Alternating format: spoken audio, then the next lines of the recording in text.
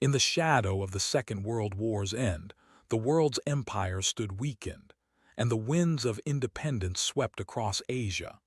Yet in French Indochina, a land of rice paddies, dense jungles, and ancient temples, those winds would ignite into a storm of fire.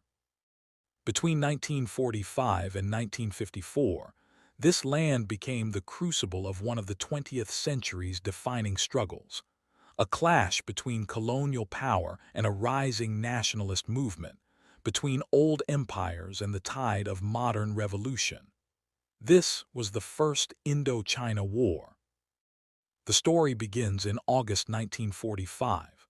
Japan, the wartime occupier of Indochina, surrendered. For the Vietnamese, long under French rule, it seemed a moment of liberation.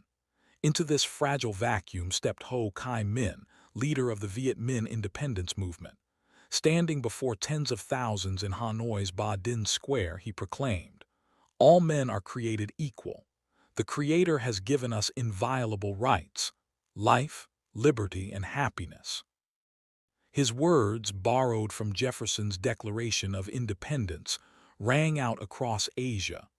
The Democratic Republic of Vietnam was born, but France, intent on restoring its empire, had other plans. By late 1945, French forces re-entered Indochina, backed by Britain in the south and negotiating tenuously in the north. At first, Ho Chi Minh sought compromise.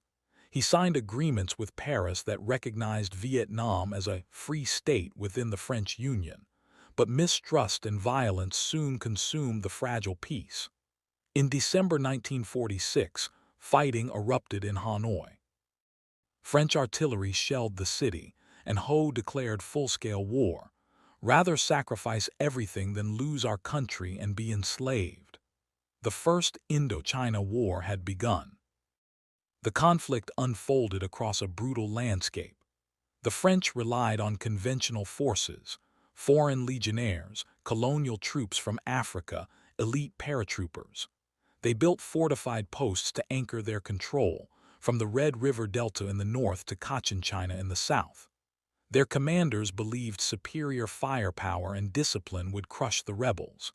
Yet the Viet Minh, guided by General Vo Nguyen Giap, fought a war of patience and endurance. Drawing on Maoist doctrine, Giap proclaimed, "We will strike when we can win and retreat when we cannot. The enemy advances, we retreat. The enemy camps, we harass. The enemy tires, we attack." The war became a grueling struggle of attrition. French columns ambushed in jungle passes, bridges blown on mountain roads, outposts isolated under siege. Villages became battlefields, their rice fields feeding armies. The Viet Minh moved through hidden networks of trails and tunnels, supplied by peasants and shielded by the land itself. At night, they carried heavy artillery piece by piece into the hills, preparing for the decisive blows to come. By the late 1940s, the stakes had widened. The Cold War cast its shadow over Indochina. In 1949, Mao Zedong's victory in China transformed the strategic map. Suddenly, the Viet Minh had direct support from a powerful communist neighbor. Arms, ammunition, and training poured across the border. In response, the United States began funding the French war effort, seeing Vietnam as a bulwark against the domino of communism in Asia. By 1954, American aid covered nearly 80% of France's costs. What had begun as a colonial war was now a frontline of global ideology. For the people of Vietnam, however, it was first and foremost a war for survival.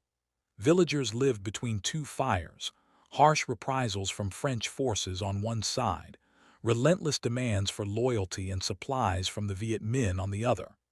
The countryside endured famine, forced labor, and the terrors of endless conflict. Yet popular support for independence grew, fueled by centuries of resistance to foreign domination. The climax came in 1954 at a remote valley in northwest Vietnam, Dien Bien Phu.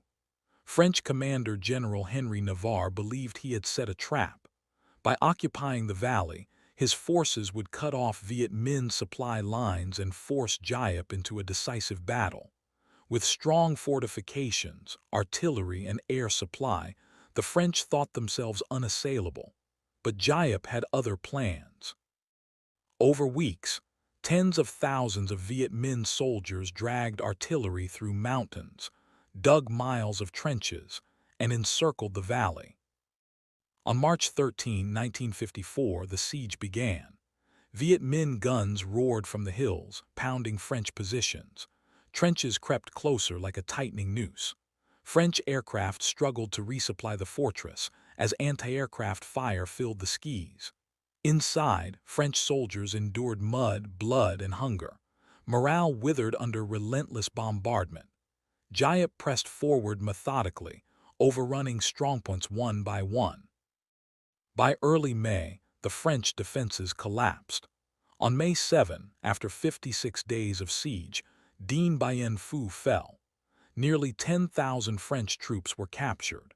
It was the first time in modern history that a colonial power had suffered such a devastating defeat at the hands of an Asian revolutionary army. The echo of Dien Bien Phu reverberated across the globe. In the aftermath, diplomats gathered in Geneva. There, in July 1954, the Geneva Accords brought the war to an end. Vietnam was divided at the 17th parallel, the north under Ho Chi Minh's communist government, the south under a French-backed regime soon to be led by Ngo Dinh Diem. The agreements promised national elections in 1956, but those elections would never come. The seeds of a far bloodier conflict, the Vietnam War, were sown. For France, the Indochina conflict marked the end of an empire. Humiliated at Dien Bien Phu, the French withdrew, turning their gaze back to Europe and to Algeria, where another storm was brewing. For the United States, the war was a warning and a temptation. Washington saw Vietnam as the next battleground in the struggle against communism, and within a decade, American soldiers would land where the French had fallen. The legacy of the First Indochina War endures. For Vietnam, it was the crucible of modern nationhood, a story of sacrifice, resilience, and the triumph of a people determined to shape their own destiny. For the wider world, it was a turning point, the collapse of European colonialism in Asia and the escalation of the Cold War into the jungles of Southeast Asia.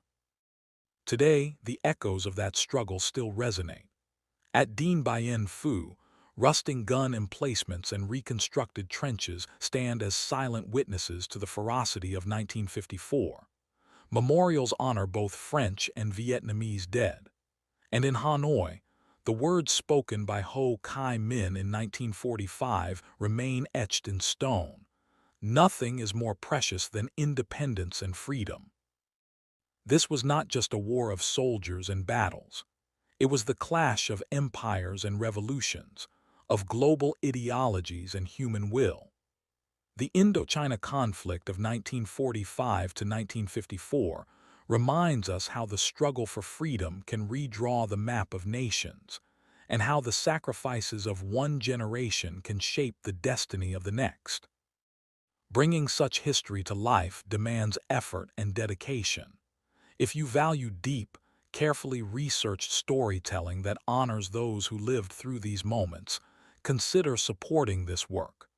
Because only by remembering can we truly understand the world we inherit today.